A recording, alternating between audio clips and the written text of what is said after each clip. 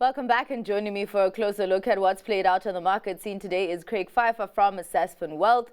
Thank you so much for your time, Craig. I see there's still a lot of cheer in the markets, and of course, largely coming from the shift in gears between the trade war between the US and China. Has this changed your outlook lens on those economy where there were alarm bells ringing earlier? It was all doom and gloom not so long ago, particularly when they were looking at 145% tariffs and 125% tariffs. A bit of sense has prevailed, and those have, as we've seen, been reduced to sort of 30% and 10% respectively. So I think the market's taking heart from that. That deal isn't cast in stone just yet. It's for 90 days. But one hopes that that will be the final outcome, a positive outcome. It does lead one to think that potentially inflation, the risks to higher inflation could be lesser.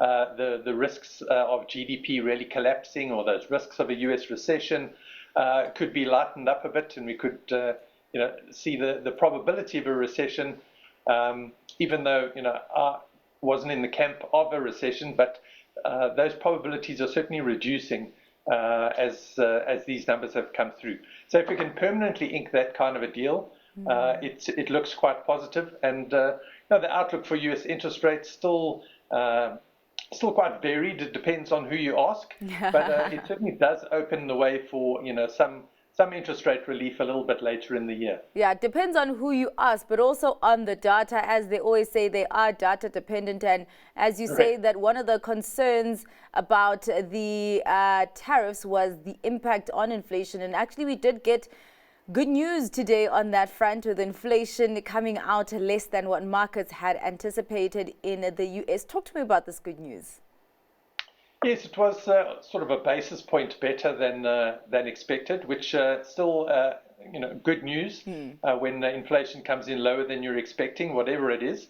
It's still got a 2 handle on it, which is close to their 2% target at the headline level and the core level.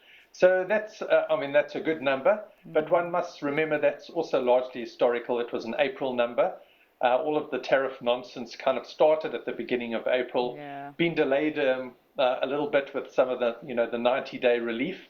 But even with the 10% permanent, that kind of non-negotiable 10% tariff on everybody, before we start, other incremental tariffs or reciprocal tariffs or punitive tariffs, that's still going to potentially have an inflationary effect, and the effective tariff on US imports is somewhere between 14 and 15%. So that's still quite hefty, and could still lead to inflation down the line. So good news that the April number was great, but it is a bit looking into the rearview mirror before all the trouble started.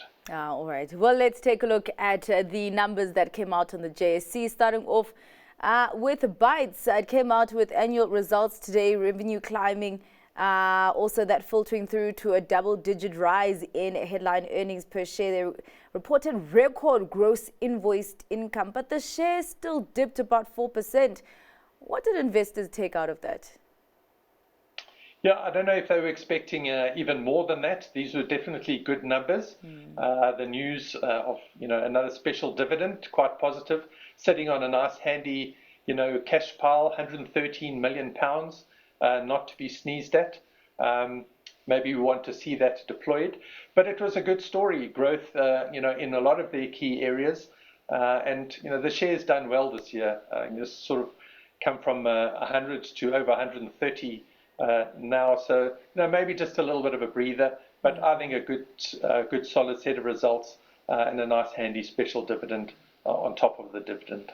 Well, the company that Bytes separated from Altron came out with a year-end trading statement saying that it expects its headline earnings per share from continuing operations to climb by as much as 75%. Not a lot of color there. What did you gather from that update? Yes, I think, again, you're looking at a company that's also trying to reinvent itself a bit and just consolidate and then grow. a lot of store being placed on Netstar. That saw, a fair bit of increased competition from some of the other vendors in that space.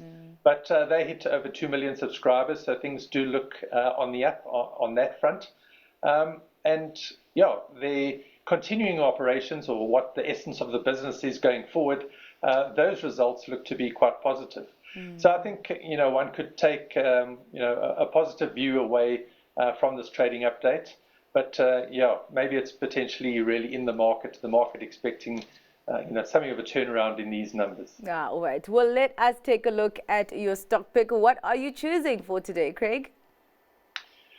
Yes, I'm picking a stock that's really making new highs and continues to do so. So it's one you want to really look to get into, maybe in a period of weakness. But it's Continental Constellation. Sorry, I know where Continental came from. Constellation Software, a Canadian company that focuses on buying up other software companies in particular industry verticals. And tries to, buy the best in breed there and really just have some oversight of those companies. Let them, continue in their space, still fairly decentralized, but, shown some skill over a long period of time. Management has of acquiring these businesses, strong cash flow, reinvesting that into the business.